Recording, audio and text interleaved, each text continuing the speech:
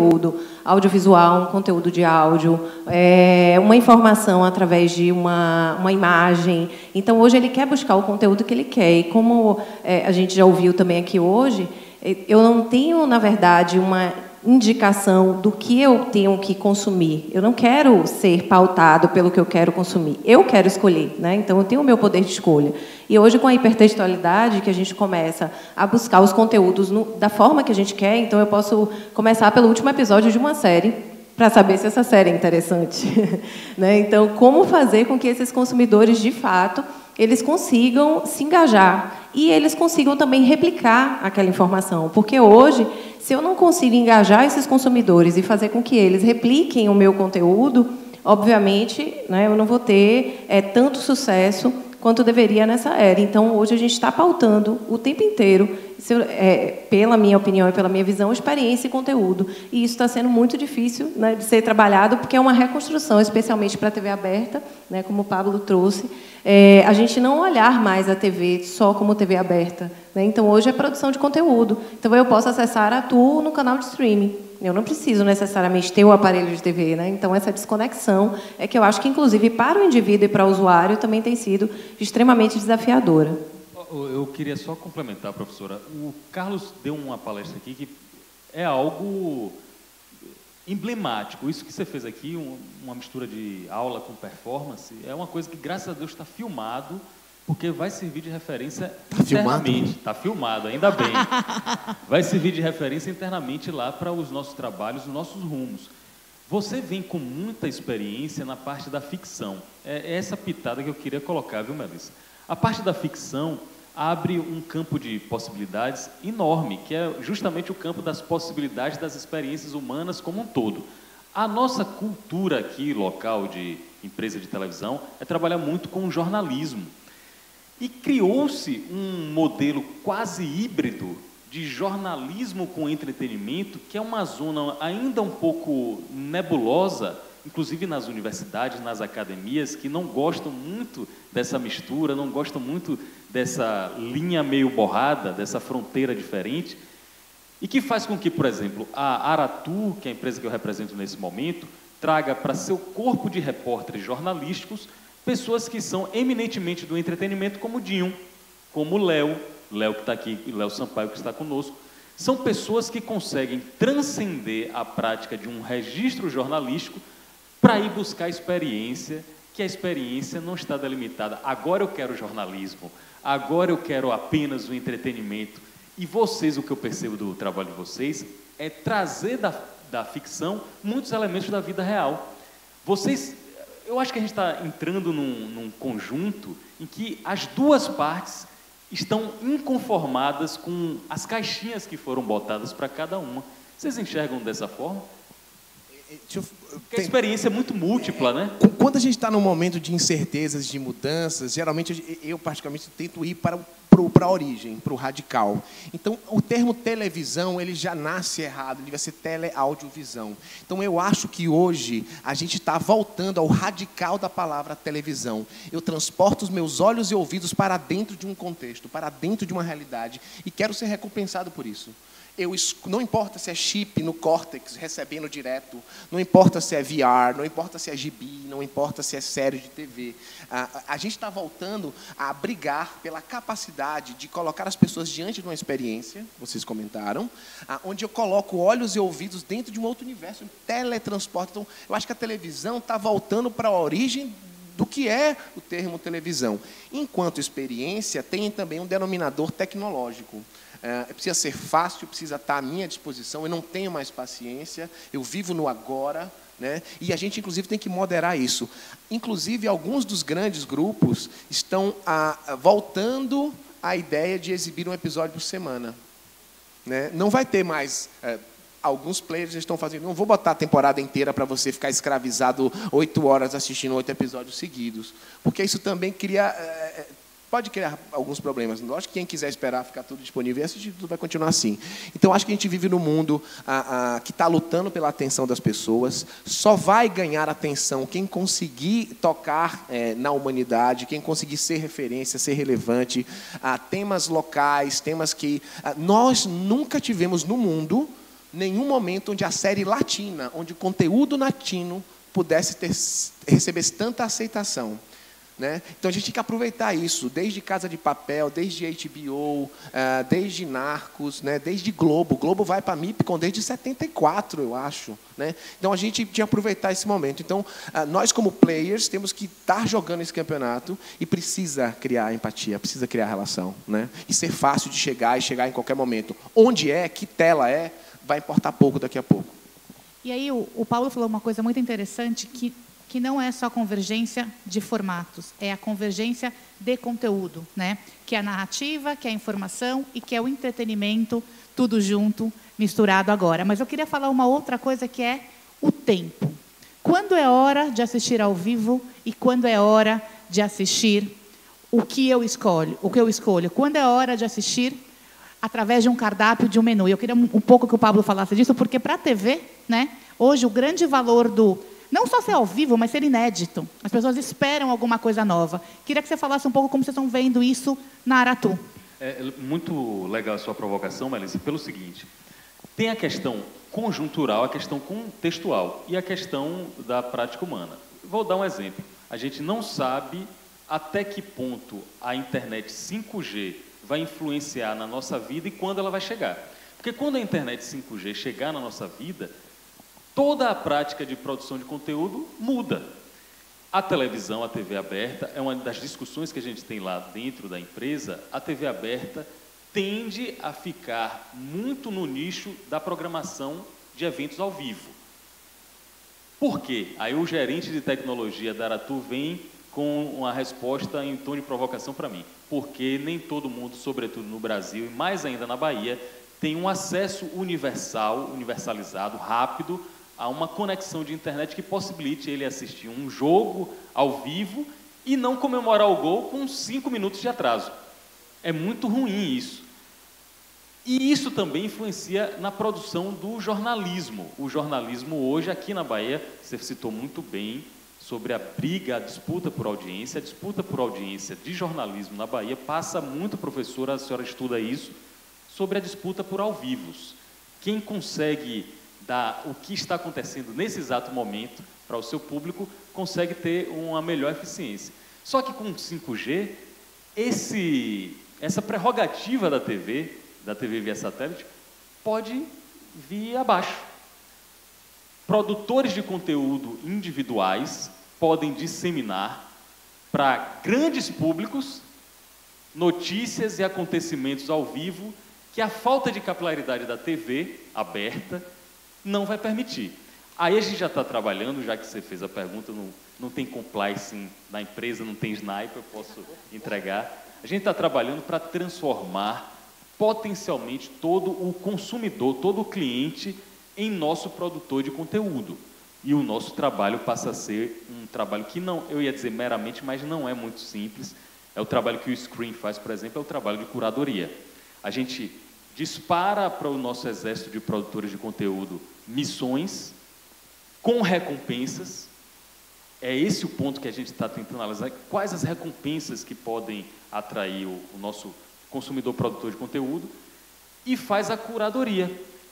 E a gente distribui de acordo com o que a gente teve de inteligência para saber. Esse conteúdo ao vivo vai para a TV, esse vai para a internet, esse vai para o Instagram, que o pessoal que Carla está atualizando ali a todo momento. Mas ainda se depende, a questão principal ainda depende muito da parte tecnológica, do aparato, da infraestrutura. Eu não sei se vocês na academia estudam também com esse viés ou se vocês trazem outras contribuições, professora.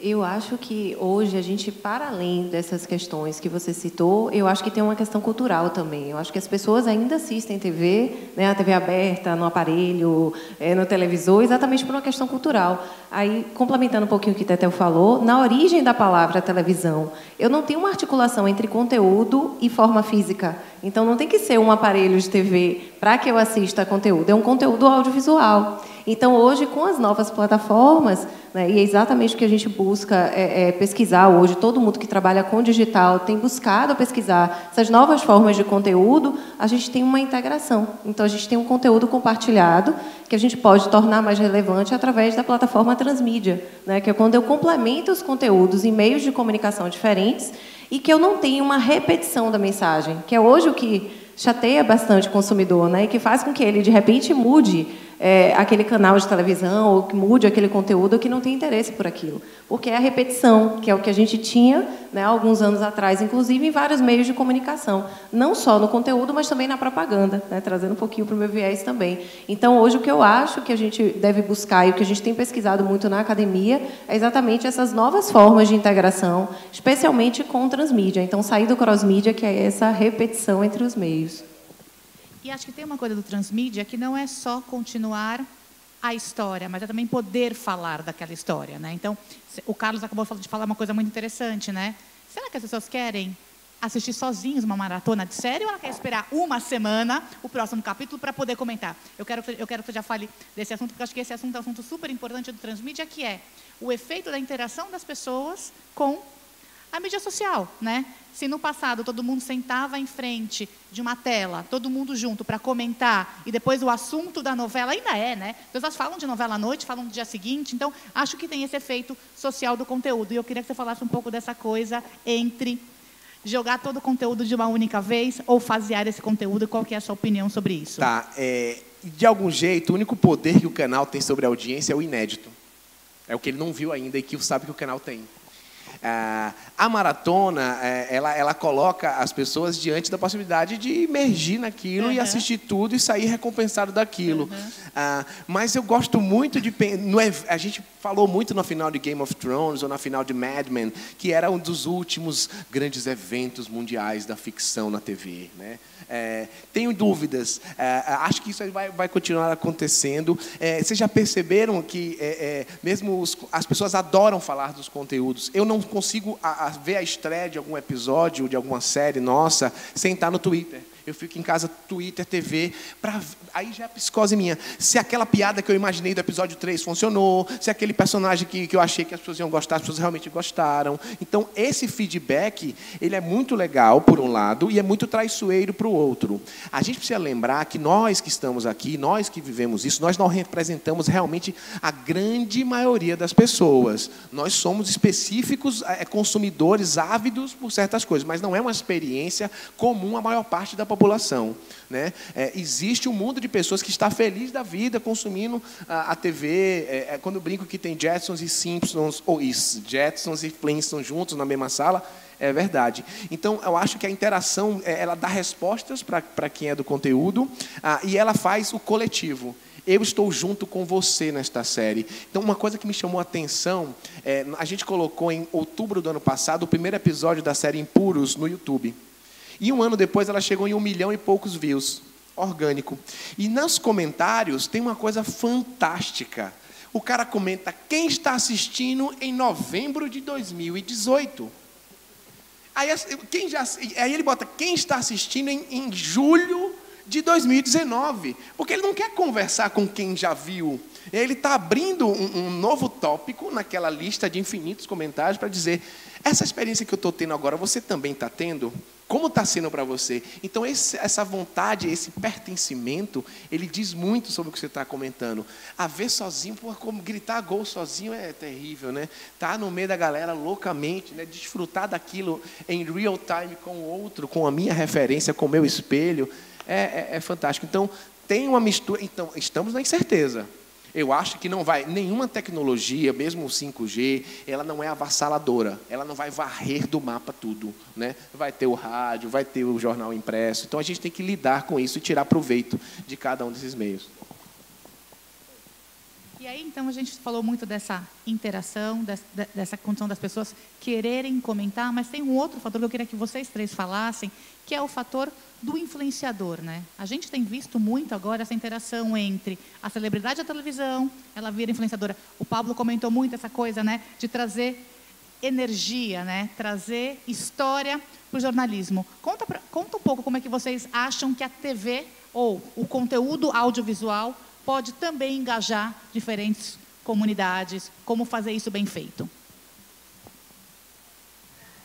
Suelen falou aqui antes, primeiro que todo mundo, quem não pôde assistir, pode pegar lá no YouTube do Screen, estou fazendo um merchan aqui, no YouTube do Screen Salvador, porque a palestra dela é muito legal, sobretudo falando dessa parte dos influenciadores. Como a Record, e aí me parece bem antes de todas as outras, se apropriou desse patrimônio, desse ativo que a empresa de comunicação tem, que é potencializar, formar ou potencializar já influenciadores analógicos para essa migração digital. Tem alguns artistas que são hoje exemplo de influenciadores digitais, mas que nasceram, não são nativos digitais, eles nasceram e cresceram no analógico, na TV, aproveitaram o patrimônio de fãs, de seguidores e se adaptaram muito bem, tanto na Record quanto no SBT, a gente tem bons exemplos disso. Eu considero que, já que a gente está discutindo de formas de distribuição e de experiências que podem ser compartilhadas, eu considero que isso é um benefício tanto na produção, porque é um olhar, o olhar do influenciador que nasceu na cultura digital, é um olhar diferente meu, como produtor de conteúdo de televisão, e muito mais próximo dessa nova geração. Concordo com vocês dois quando dizem que não é um processo de antes de Cristo, depois de Cristo. A partir daqui mudou tudo, tudo é digital. Mas cada vez mais os dinossauros, os jurássicos, estão se tornando uma fatia menor, inclusive na capacidade de entender. Tem algumas manifestações que eu não entendo, mas não é por ignorância. É porque realmente eu não consigo. Não é pra gente, né? Não é pra gente, não é feito pra gente. Não chegou na gente ainda, né? Por favor, continue aí, que eu gosto mais de ouvir vocês. Então, mas deixa eu te contar uma coisa. O exemplo que você deu na sua apresentação, ao final dela, de você sendo tudo, né? Porque você é o apresentador, é o produtor e você está lá também no digital, já é um super passo para isso, né? Porque você acaba também ocupando os vários espaços desse próprio espaço de influenciador É a história digital. A história de um velho sem vergonha que quer entrar na onda dos jovenzinhos. Mas isso aí também tem uma característica que é do incômodo de dizer, cara, não vamos poder ficar fazendo a mesma coisa sempre. E tem um outro lado da história, eu vou comentar aqui com vocês. Nessa mesma estrutura, anteontem eu entrevistei a secretária da Ciência e da Tecnologia do Estado da Bahia. E ela ficou muito encantada com o instrumento, falou, caramba, isso deve ter custado milhões. Não, aí quando eu disse o valor, ela, meu Deus, eu quero trazer isso para a minha realidade. E no final ela fez uma menção que é muito curiosa, secretária da Ciência e da Tecnologia, ela falou, e onde vão ficar os humanos? O resto dos humanos? Aí o que a gente coloca, e eu acho muito útil colocar aqui, o resto dos humanos, seja ele o cinegrafista, o diretor de TV, vão produzir conteúdo na cabeça, do jeito dele, na versão dele. Eles não vão precisar ficar apenas operando para que outras pessoas, uma estrela, uma vedete, apareça ali. Eu quero saber como pensa, o que quer, o que se passa na cabeça das pessoas que estão trabalhando ali comigo. E muitas vezes eles não têm um megafone para amplificar a voz dele. Eu considero que os humanos vão ficar nas experiências muito mais subjetivas, artísticas, o que a máquina ainda, enquanto o computador quântico não é realidade, o que a máquina ainda não consegue alcançar. Depois que a máquina alcançar isso, eu não sei para onde vão os humanos. Mas até lá, eles vão ficar no essencial. O essencial do humano não é puxar o cabo, não é ajeitar a luz. O essencial do humano é o que vocês estão falando aqui. É contar histórias, é encantar, é emocionar pessoas, é trazer histórias de vida à luz para que outras plateias se identifiquem ou não, por simpatia ou por repulsa, que elas tenham uma reação para isso. Como seria, e você fala da Bahia como esse celeiro, esse berço, essa arca do tesouro que precisa ser aberta, como seria legal se grande parte dos baianos, inclusive os que estão aqui na plateia, pudessem transformar suas pequenas biografias em grandes séries na Fox. Não apenas como roteiristas, diretores, atores, protagonistas de sua história para outras pessoas assistirem. Só para finalizar aqui, eu fui repórter de jornal durante 9 anos. Basicamente, o meu trabalho era o melhor do mundo.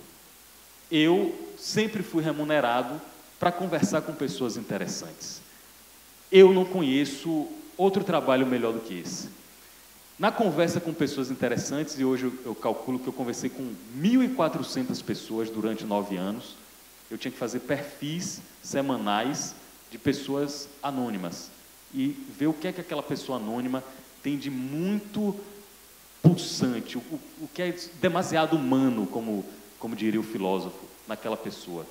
E dessas 1.400 pessoas baianas, 1.200 são extremamente vencedores e são desconhecidos.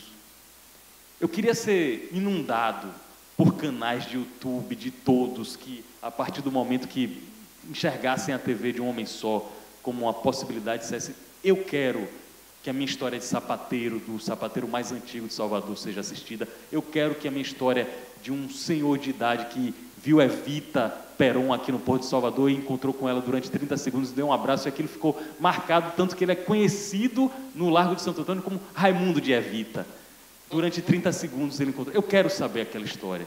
E durante muito tempo os veículos de comunicação, os formatos, as plataformas não permitiram. Por que não pode permitir? É um filtro pequeno, é um funil pequenininho. Eu acho que a tarefa do humano, a missão do humano vai ser essa.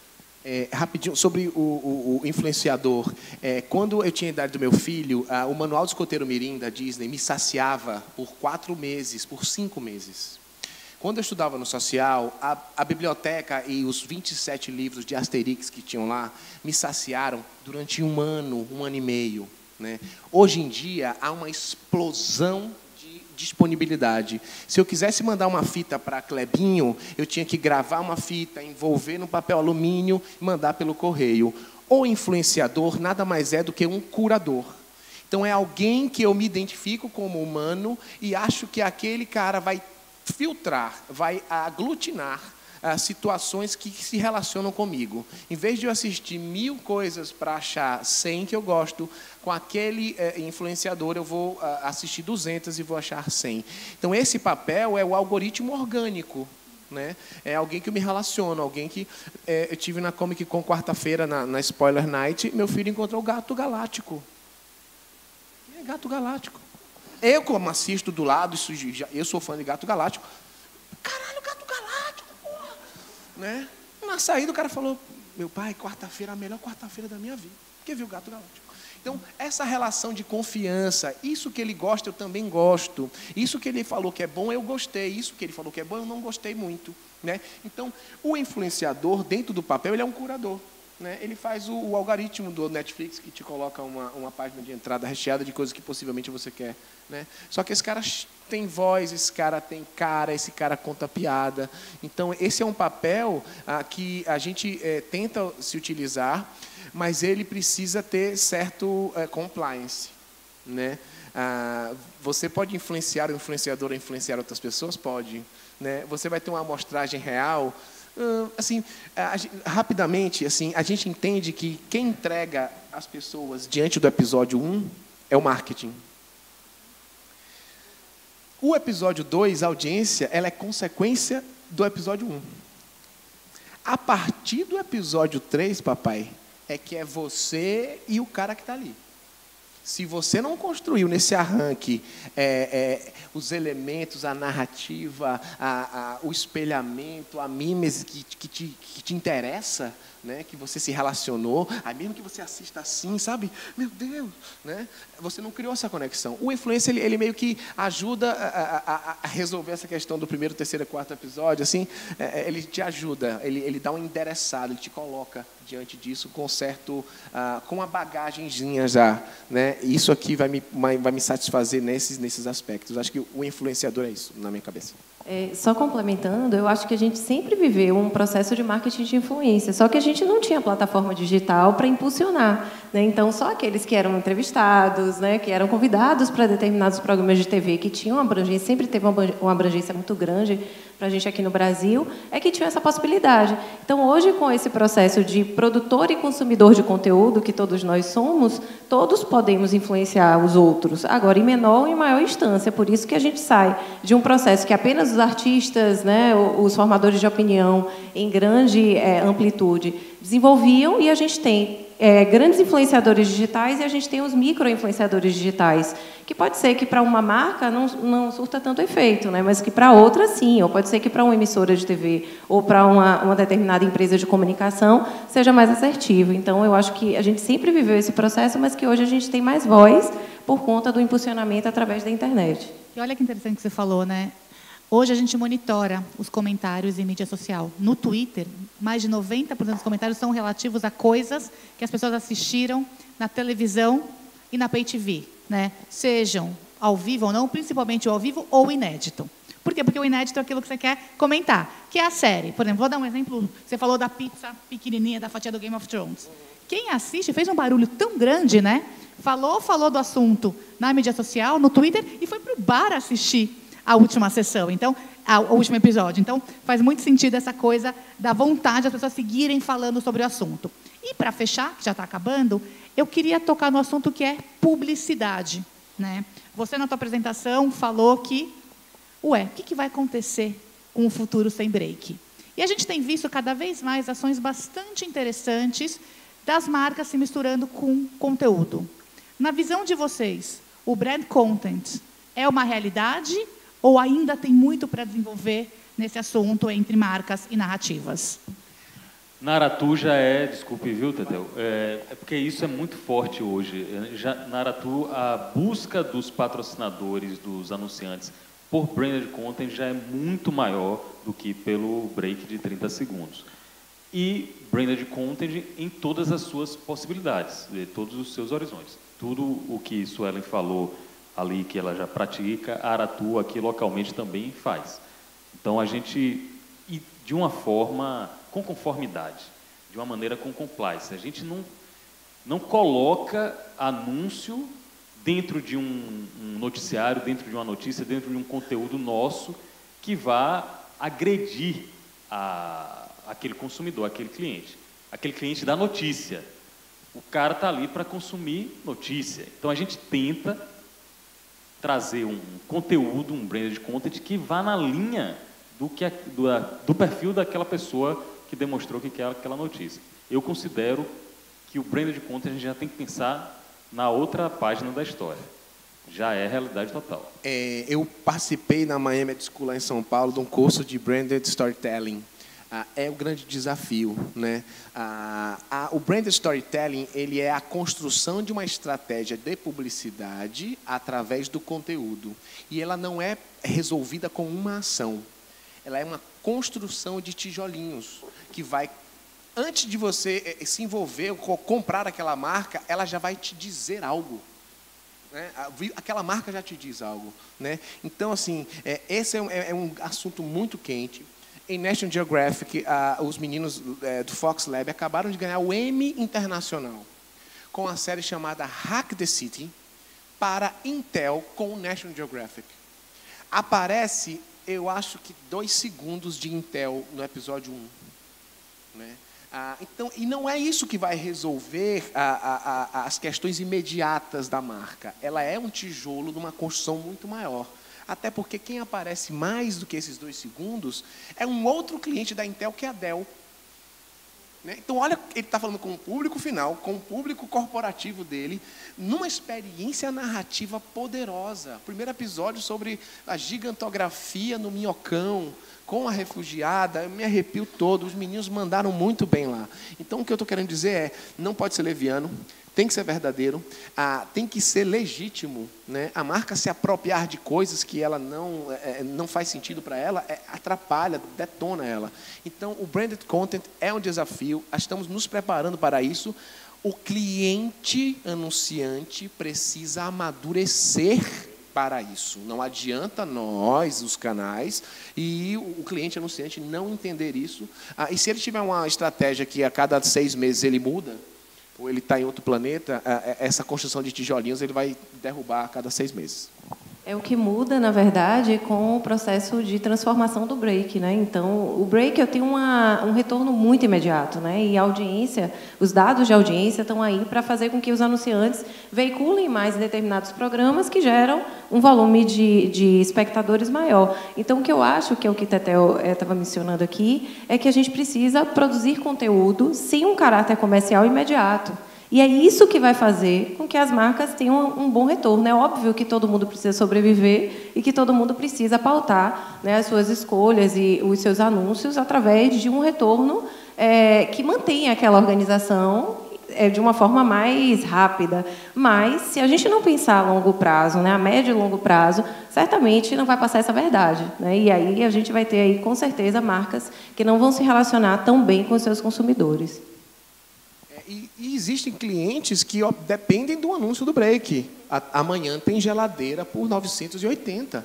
E está tudo bem, é uma parte da publicidade. Mas dentro de planos mais ambiciosos, da construção mesmo de uma percepção de marca e de valor, isso muda o ponto na Bolsa de Nova York. O projeto de construção de brand storytelling para uma marca não é só o consumidor achou aquela marca simpática.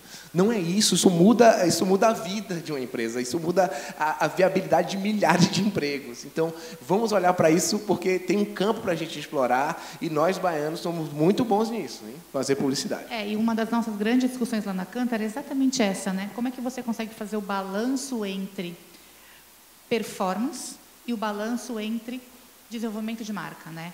Porque como é que você gera a demanda e como é que você converte? Porque você ficar só nessa história de gerar conversão, não vai adiantar, porque você não construiu uma história que faça sentido para o consumidor. Então, acho que esse é o grande desafio. E olhando para tudo que a gente conversou aqui, eu acho que a gente está no mundo perfeito para conseguir fazer, desafiador, mas ideal para a gente conseguir fazer essa combinação, porque tem momentos e contextos e formatos para tudo, né? O break de 30 segundos vai continuar existindo, ao mesmo tempo que outras soluções de também você conseguir fazer um branded content aí, falar da marca de outro jeito também. Temos mais tempo ou acabamos? Temos? Alguém da plateia quer fazer uma pergunta? Acho que dá tempo só para uma pergunta. Alguém quer? Rafael Abreu está com cara de questionador.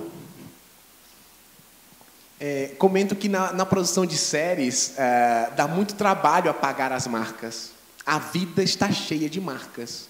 É isso. Isso, né? É muito interessante. Então, às vezes, a gente tem que apagar a marca, não é porque está lá e é feio. É para que o concorrente dessa marca não rejeite o meu conteúdo. Né? Mas dá um trabalho apagar a marca, gente. Muitas vezes eu falo, não, tirar a marca de celular Apple, gente, pelo amor de Deus, por que você vai fazer isso? Né? Botar aquela fita preta no volante do carro, né? Não, pelo amor de Deus, gente, me ajuda. Não é nem a marca, é um sinal só, né? O formato do aparelho, o formato do objeto, né? James Bond, ele toma Dry Martini e ele anda de Aston Martin há 70 anos. Né? Gente, então acho que era isso. Obrigada, o papo foi ótimo.